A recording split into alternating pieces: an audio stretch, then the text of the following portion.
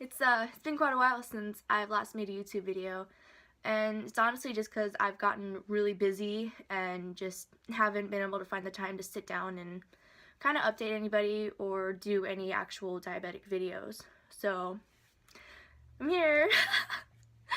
um, the reason why I'm actually making a YouTube video is because I was putting in a sensor and I was like, I haven't done a YouTube video in forever about anything, so part of this video, I'm gonna put in a sensor, which only takes 2 things, which is amazing. So that's great. And also, I just kind of want to update everybody and talk about some things. One thing that I actually really wanted to talk about was diabetes and youth groups, or any kind of group in general. One thing that I really want to talk about is Padre, because Padre is an amazing foundation who has helped me grow not only as a person, but as a diabetic as well. I can't express how much Padre has changed not only me, but just how I am as a diabetic. They've also helped me change my view on diabetes. Being diabetic doesn't have to mean this stressful, ugly thing. You know, I see it as a blessing in disguise. If I wasn't diabetic, I would have missed out on such an amazing program and amazing people too. Since joining Padre, I've taken tremendously better care of myself and became proud and more open about being diabetic. So that's one thing that I can really, really thank them for. It's just diabetes, you know, we can handle it. Basically, I see it as we have diabetes, but it doesn't have us. So thank you to Padre for welcoming me with open arms, and just I'm proud, very proud to be a part of such an incredible program who I've met in Padre have also impacted me a lot. I've met people who I can actually relate to. Like, I can walk up to them and I can let them know that I've been low all day or I've been high all day, and they'll go, same, you know? Like, it's such a great feeling.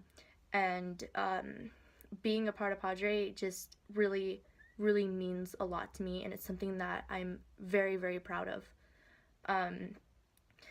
Also, one thing that is amazing is the people, like the teens who are in it, because I've only been a part of the program for 2 years, but I very much consider them as family, and I trust them, and I love them. You know, they mean a lot to me, because I see what they go through, they see what I go through. We're all diabetic, we understand. Also, I've been trying new sites on, like, you know, because I used to go on my leg, and then I would go on my arm, my side. I'm running out of places. I honestly am. So I recently went on my arm, right here. It's nice because it's not on my leg, so when I'm getting dressed, it doesn't snag, or when I'm walking out the door, it doesn't get caught on the doorknob. I love that so much. It's my favorite. But girls, it's easier because it clips right here, right here. I usually put it on the back, but if you go to sleep or if you're sitting in a chair, it might feel uncomfortable. When I sleep, I usually unclip it and I wrap it around my sports bra, and it usually stays in place and it doesn't get ripped out like it does on my leg. Because on my leg, I unclip it and I put it to the side and it just lays there, and then I'll turn over and it gets ripped off. And I get to put a new side in. Isn't that great? Another place that I feel is really good is lower back, because it's kind of, it depends on what type of clothing that like you choose to wear, because for me, I wear high-waisted stuff, high-waisted shorts, high-waisted pants. They're so comfortable. So I don't have the problem with the seam rubbing against it and ripping it out. That's what works for me, and that's what I am recommending, but you do you.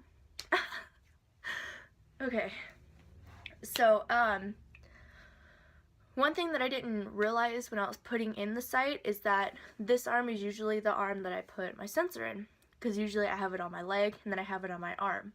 I try to keep the sensor as far away from my port as I can, because that's where the insulin goes, and of course the numbers I feel are gonna be lower and it's not gonna be as accurate as it should be. So alright,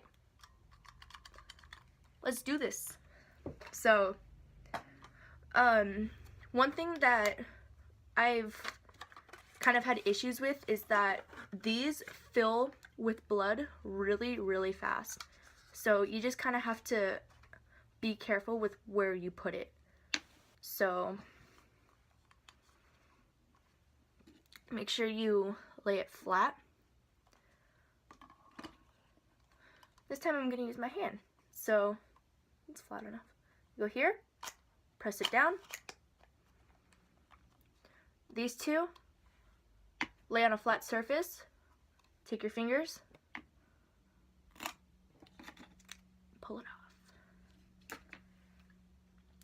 So it's pretty hard to take off the tape when it's like this. So push your finger here. I need to do my nails. Press it here, let go, it's gonna pop up. Hold the side so you don't hold the tape and it doesn't come off. And you can peel the tape off however you want. I usually go from the inner and then I peel it off.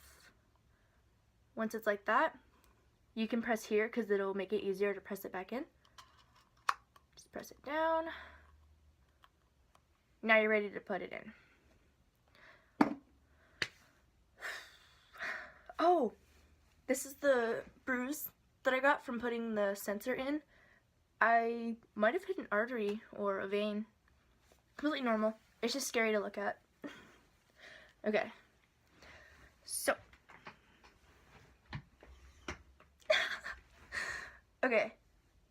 Usually I try to go lower because that's where more of the fat is on my arm. Okay. I like to put the sensor part more down on my arm. So you can also go against a door frame and kind of use it to give you more skin to put your port in. So we're just gonna go about right there, not too far up, not too far down.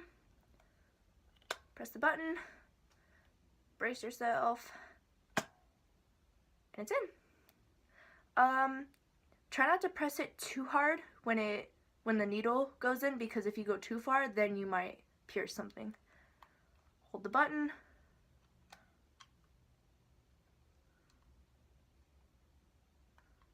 Mine is having some issues. There it is. It looks weird. Okay. First time I'm doing this by myself. Okay. So you need to take this part out. So you're going to pierce the top. Needle comes back out. And your sensor's in. So I don't have the actual sensor on yet, because when you're putting in a sensor, you have to enter the ID that's on it, and it has to, you know, gather everything up and actually connect to the pump. So it takes a while for it to kind of be like, hey, I'm a sensor, and the pump's like, cool.